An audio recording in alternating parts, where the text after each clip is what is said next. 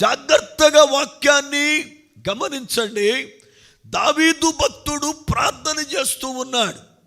దేవా, నీ వెలుగును నీ సత్యమును బయలుదేరజై పంపించు.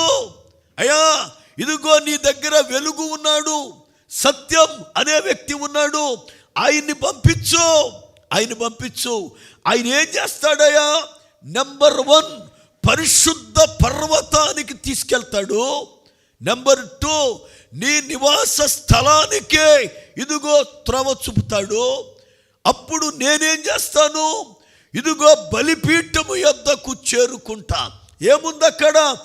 ఆనంద సంతోషములు కలగ చేయు స్థలం అదే.